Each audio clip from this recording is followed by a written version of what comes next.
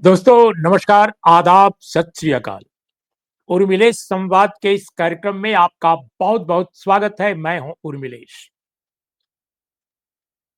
ऐसा लगता है दोस्तों कि कर्नाटक में जहां पर कांग्रेस पार्टी की बहुत ही कंफर्टेबल ढंग से बनी सरकार है, बहुत शानदार ढंग से उन्होंने बीजेपी को पिछले चुनाव में हराया।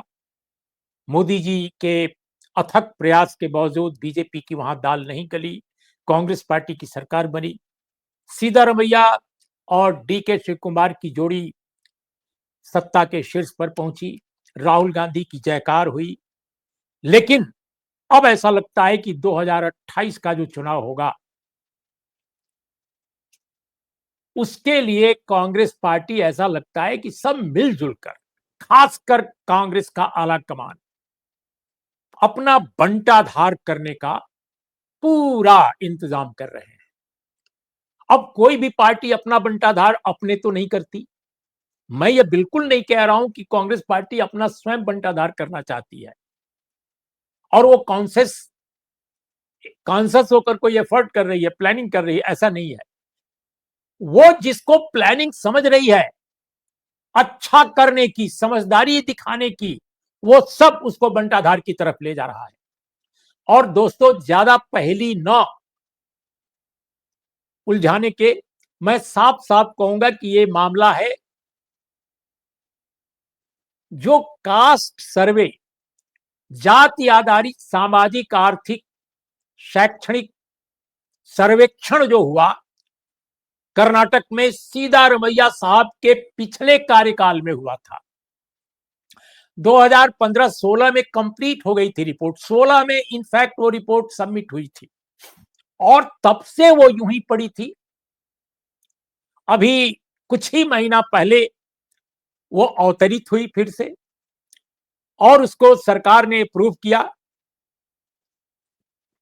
कैबिनेट का अप्रूवल मिला, लेकिन वो लागू नहीं हो पाई और न लागू करने का पार्टी का इरादा है।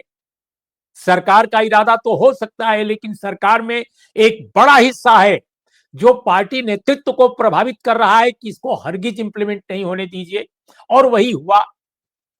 दोस्तों जब भारतीय जनता पार्टी सरकार में थी, सिद्धारमैया की पिछली सरकार के बाद फिर बीजेपी सरकार में आई, बीजेपी ने भी उस रिपोर्ट को ठंडे बस्ते में रखा, इसके बावजूद कि उन्होंने एक अलग कमीशन बनाया,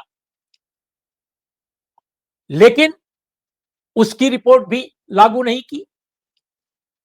अब बताइए, 169 करोड़ रुपए खर्च हुए सर्वे में, लेकिन ये सारा का सारा बर्बाद हो रहा है, इसका कोई उपयोग नहीं है।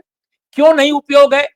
क्योंकि कर्नाटक की दो बहुत ताकतवर जातियां या समाज या समुदाय, जो भी आप कह लीजिए, जिनकी पॉलिटिक्स में काफी क्लाउट है, काफी दबंगई उनकी है, काफी प्रभाव है, तो वो दो समुदाय जो लिंगायत और वोकलिंगा नाम से चर्चित हैं पूरे देश में, वो बिल्कुल नाराज हैं। उनको लगता है कि ये सर्वे की जो रिपोर्ट है वो गलत ढंग से तैयार हुई है।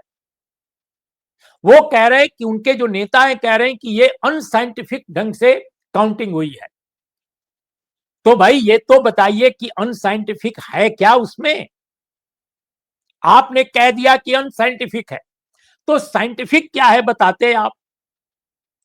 तो हो सकता है कि दो समुदायों का अलग से सर्वे करा लिया जाता। जो मेरी जानकारी है कि मुख्यमंत्री सिद्धारमैया सहित उनकी कैबिनेट के ज्यादातर लोग चाहते हैं कि इस रिपोर्ट को हर कीमत पर लागू किया जाए, लेकिन वोकलिंगा समाज के और लिंगायत समाज के जो नेता कांग्रेस के अंदर हैं और कांग्रेस के बाहर भी जो हैं, उन्होंने राहुल गांधी और मल्लिकार्जुन खड़गे, खड़गे साहब संयोगवश आते हैं कर्नाटक से ही, तो इन दोनों नेताओं को इस तरह प्रभावित किया है, इनके दिमाग में यह बात डाल दी गई है कि अगर यह रिपोर्ट लागू हो गई तो कर्नाटक में कांग्रेस कभी नहीं जीत पाएगी। क्यों नहीं जीत पाएगी? क्योंकि लिंगायत और वोकलिंगा नाराज हो जाएंगे। लेकिन यह बात नहीं समझा रहे हैं वो खड़गे साहब और राहुल गांधी को कि अगर इंटायर ओबीसी कम्युनिटी नाराज हो जाएगा कांग्रेस पार्टी से तो क्या कांग्रेस जीत जाएगी? इसलिए बताना बहुत जरूरी है कि इस सर्वे में किसकी कितनी आबादी नजर आई है, किसकी कितनी संख्या बताई गई है।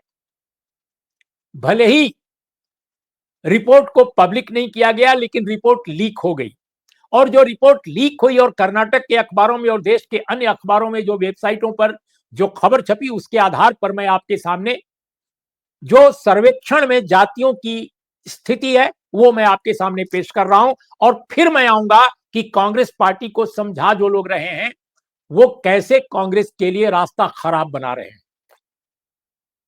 दोस्तों, ओबीसी कम्युनिटी जो कर्नाटक में है उसकी जो टोटल आबादी है परसेंटेज में वो है 69.60 69.60 all categories of OBC. OBC की सभी 6 श्रेणियां जो कर्नाटक में हैं वो 6 श्रेणियों को मिलाकर 69.60 है, यानी 100 में करीब तकरीबन 70 लोग ओबीसी हैं। दोस्तों, 2.6% ब्राह्मण है जो कर्नाटक में बहुत प्रभावशाली माने जाते हैं, लेकिन उनसे भी प्रभावशाली चुनावी राजनीति में जो हैं वो लिंगायत हैं और वोकलिंगा है। उनकी आबादी भी देख लीजिए, लिंगायत आबादी 11.09% है, यानी 11% के आसपास। वोकलिंगा आबादी 10.3% है, यानी 10.3% वोकलिंगा, लिंगायत 11.09%, मुस्लिम कम्युनिटी 12.87%, बौद्ध 0.0017%, क्रिश्चियंस 1.58%। यानी अगर एससी एसटी माइनॉरिटी कम्युनिटी और ओबीसी को मिला दिया जाए तो ये आबादी पहुंच जाती है तकरीबन 80% के आसपास। थोड़ा सा ही हो सकता है इधर उधर हो। दोस्तों, अब मेरा यह कहना है कि आप वोकलिंगा आबादी और लिंगायत आबादी को खुश करने के लिए, अपीज करने के लिए, और उसमें भी एक सेक्शन को जो हाईली पॉलिटिकल है, आप केवल उसको अपीज करने के लिए पूरे के पूरे बैकवर्ड कम्युनिटी को नाराज करना चाहते हैं। ये क्या मतलब है? दोस्तों, कर्नाटक में जो रिजर्वेशन की स्थिति है वो भी बताना बहुत जरूरी है। जो ये सर्वे है उसमें, उस सर्वे की रोशनी में जो रिकमेंड किया गया है कमीशन द्वारा कि जो ओबीसी कम्युनिटी है उसके लिए 32% रिजर्वेशन के बजाय 51% रिजर्वेशन किया जाना चाहिए। अभी तक जो कर्नाटक में ओबीसी कम्युनिटी है उसको 32% रिजर्वेशन मिलता है। ये देवराजर्स के जमाने से ही चला आ रहा है। और जो अन्य जो कम्युनिटीज हैं, खासकर एससी एसटी कम्युनिटी, उनको 18% मिलाकर के दोनों को रिजर्वेशन मिलता है। कमीशन ने कहा है कि इसको 24% किया जाना चाहिए, यानी एससी एसटी के भी रिजर्वेशन के आंकड़े को और बढ़ाया गया है। ईडब्ल्यूएस का ऑलरेडी 10% है जो मोदी सरकार ने किया था, तो इस तरह 85% रिजर्वेशन चला जाता है अगर 51% ओबीसी को मिल जाए, 24% एससी एसटी को मिल जाए और 10% अगर रिजर्वेशन ईडब्ल्यूएस को मिल जाए। अब चूंकि ईडब्ल्यूएस अपर कास्ट ही है, ब्राह्मण है, लिंगायत है, वो कलिंगा है, वही लोग पाएंगे। तो यह सब मिलाकर 85 है, लेकिन इसको 85% रिजर्वेशन बैकवर्ड कम्युनिटी के नाम पर और एससी एसटी के नाम पर नहीं माना जाना चाहिए। क्यों? क्योंकि ईडब्ल्यूएस उसमें शामिल है। तो दोस्तों, ये स्थिति है। और अगर 32% रिजर्वेशन ओबीसी का जारी रहा और 24% एससी एसटी का रहा और 10% ईडब्ल्यूएस का रहा, इस आंकड़े के आधार पर 56% रिजर्वेशन होता है। दोस्तों, हम सब जानते हैं कि तमिलनाडु जैसे स्टेट में 69% रिजर्वेशन है। इसलिए अगर ओबीसी कम्युनिटी का रिजर्वेशन 69.60% वाली आबादी जहां पर है, वहां अगर केवल 51% देने की सिफारिश कमीशन करता है तो इसको गलत नहीं कहा जा सकता। कहीं से भी आपत्तिजनक नहीं कहा जा सकता। जो स्टेटस रिपोर्ट है कि किसको कितना परसेंट रोजगार में मिला हुआ है, उस हिसाब से देखें तो ओबीसी कम्युनिटी बहुत पीछे है वोकलिंगा, लिंगायत और ब्राह्मण कम्युनिटी के। तो इस असलियत को एक्सेप्ट करना पड़ेगा। लेकिन अब ऐसी स्थिति पैदा कर दी गई है कि कांग्रेस आलाकमान को समझा दिया गया है कि रिपोर्ट को अगर लागू किया गया और रिपोर्ट की रोशनी में अगर ओबीसी का रिजर्वेशन 51% के बजाय थोड़ा कम भी कर दिया गया, तब भी लिंगायत और जो वो कलिंगा कम्युनिटी के लोग हैं वो नाराज हो जाएंगे, और नाराज हो जाएंगे तो कांग्रेस के लिए मुश्किल पैदा हो जाएगी। दोस्तों, सभी जानते हैं कि लिंगायतों का बड़ा परसेंटेज जो है बीजेपी को वोट देता है, बहुत बड़ा परसेंट। और ये भी सब जानते हैं कि वोकलिंगा का बहुत बड़ा परसेंट वोट जो है वो बीजेपी को और एसडी देवगौड़ा साहब की पार्टी को जाता है। कुछ हल्के ऐसे हैं जहां डीके शिव कुमार का प्रभाव है, वहां वोकलिंगा कम्युनिटी कांग्रेस को भी वोट करती है। तो कांग्रेस की पॉलिटिक्स के हिसाब से देखा जाए तो लिंगायत और वोकलिंगा की नाराजगी थोड़ी देर के लिए कर्नाटक में कांग्रेस पार्टी झेल सकती है, लेकिन ओबीसी कम्युनिटी की नाराजगी बिल्कुल झेल नहीं सकती। और एससी एसटी और माइनॉरिटी कम्युनिटी को मिला दिया जाए तो यह प्रचंड बहुमत बनता है कर्नाटक की समूची आबादी का। लेकिन कांग्रेस पार्टी के लीडरशिप को न जाने क्या मंत्र दे दिया गया है कि वो ओबीसी, माइनॉरिटी कम्युनिटी और एससी एसटी इन सबको नजरअंदाज करते हुए सिर्फ वो कलिंगा और लिंगायत के लिए अपनी बात, अपने कमीशन की बात, अपने नेताओं की बात को वो स्वयं नहीं मान रही है। और लोग तो ये भी कहते हैं कि शायद मल्लिकार्जुन खड़गे का दिमाग भी बदल दिया गया है। पहले वो इस तरह का नहीं सोच रखते थे, लेकिन अभी उनको भी लगता है कि ओबीसी कम्युनिटी का जो परसेंटेज है अगर उसको बढ़ाया जाएगा तो कर्नाटक की राजनीति का संतुलन बिगड़ जाएगा। ये सब भी बातें आ रही हैं। मैं नहीं जानता कि इनमें कितना सच है, लेकिन मैंने बंगलुरु में और कई अन्य जगहों पर बहुत सारे बैकवर्ड कम्युनिटी के नेताओं से, एससी एसटी कम्युनिटी के नेताओं से बातचीत की। उसमें पता चला कि मल्लिकार्जुन खड़गे और राहुल गांधी को जो ब्रीफिंग की गई है स्टेट के लीडर्स द्वारा, खासकर लिंगायत कम्युनिटी बैक और वोकलिंगा कम्युनिटी के नेताओं के जरिए, उसमें बहुत सारे अलग अलग ढंग की बातें कही गई हैं, जिससे लगता है कि कांग्रेस का स्वाहा हो जाएगा अगर इस रिपोर्ट को लागू करने के बारे में पार्टी सोचेगी तो। लेकिन दूसरा जो पहलू है कि इस रिपोर्ट को जिसको स्वयं उसकी सरकार ने गठित किया, उसी की सरकार के कार्यकाल में रिपोर्ट आई, उसी के कार्यकाल में कैबिनेट में रखी गई और उसी के कार्यकाल में इसको लागू करने का ऐलान भी किया गया, बाद में जो स्थगित पड़ गया। अब सवाल इस बात का है कि 169 करोड़ खर्च करने के बाद करेक्शन की बात तो मैं मान सकता हूं कि अगर कोई कम्युनिटी कहती है कि साहब अनसाइंटिफिक डेटा है तो लो जी, साइंटिफिक करा लो।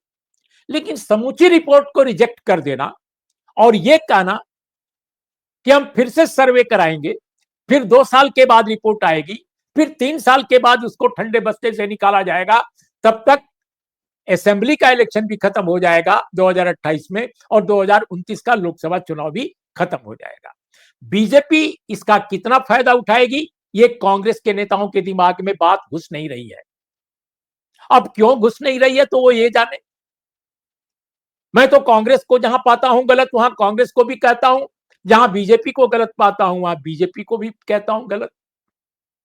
न इधर हूं न उधर हूं, मैं तो सिर्फ एक ही तरफ हूं और उसका नाम है पत्रकारिता, जर्नलिज्म। इसलिए दोस्तों, मुझे ऐसा लगता है कि कांग्रेस पार्टी कम से कम कर्नाटक में सुसाइड करने पर, पॉलिटिकल सुसाइड करने पर उतारू है। बंटाधार स्वयं अपना करना चाहती है। येदियुरप्पा की अगुवाई में या उनके पुत्र जो पार्टी के बड़े नेता हैं बीजेपी के, उनके नेतृत्व में या जो भी लोग बीजेपी के हैं, उनसे कोई परेशानी नहीं है कांग्रेस पार्टी को। परेशानी कांग्रेस को कांग्रेस से है। अगर आपको यह रिपोर्ट लागू नहीं करनी है तो या तो आप तत्काल ऐसा कोई तकनीकी, आपके बड़े बड़े एक्सपर्ट बैठे हैं दिल्ली में, आप बताइए कि हम 1 महीने में सर्वे करेंगे फिर से नया साइंटिफिक, जिससे कि लिंगायत और वकलिंगा कम्युनिटी के लोग मान जाएं कि हाँ जी साइंटिफिक। लेकिन ये बात किस बात की गारंटी है कि वो फिर आगे मान जाएंगे? कोई अगर रिपोर्ट को ही सही नहीं माने तो क्या कहा जा सकता है? इसी तरह से बिहार के सर्वे के बारे में भी कांग्रेस के नेताओं ने कहा कि रिपोर्ट सही नहीं है। तो भाई कुछ तो यकीन आपको करना पड़ेगा। ये कोई ईवीएम तो नहीं है कि आप देख नहीं रहे हैं कि क्या आ रहा है डेटा। ईवीएम का मैं मान सकता हूं, उसमें पता नहीं चलता। मैं तो जब भी वोट डालने गया हूं मुझे समझ में नहीं आता। लेकिन मेरा ये कहना है कि ये तो कागज पर हुआ है, सारा सर्वे डिटेलिंग उसकी है। अगर अनसाइंटिफिक उसमें कुछ है तो कोर्स करेक्शन किया जाना चाहिए, नो डाउट। और इसके अलावा एक और बड़ी बात है कि नेशनल सेंसस भी हो रहा है, वोकलिंगा और लिंगायत की आबादी उसमें भी सामने आ जाएगी। तो मैच भी कर लिया किया जा सकता है स्टेट के सर्वे से और केंद्र के सर्वे से, और केंद्र की जो जनगणना का डेटा होगा उससे। लेकिन अभी की स्थिति में एफर्मेटिव एक्शन और आरक्षण के मामले में स्थगित करना सारे के सारे फैसले को, मुझे लगता है सिद्धारमैया और शिव कुमार की सरकार को कटघरे में खड़ा करने जैसा है, जो कांग्रेस आला कमान करेगा जनता की नजर में। तो ये कर्नाटक की अजीब स्थिति पैदा हो गई है जिसमें कांग्रेस स्वयं अपनी सरकार को कटघरे में खड़ा कर रही है और एक ऐसी स्थिति पैदा कर रही है जो उसकी चुनावी हार का रास्ता निश्चित कर सकता है। पता नहीं इस खतरनाक मोड़ से कांग्रेस अपने को कैसे पीछे करेगी, कैसे इसका बचाव करेगी, मैं नहीं जानता। लेकिन इंतजार करना होगा कुछ और दिन कि कांग्रेस पार्टी क्या फैसला करती है। आज इतना ही। नमस्कार, आदाब, सत श्री अकाल।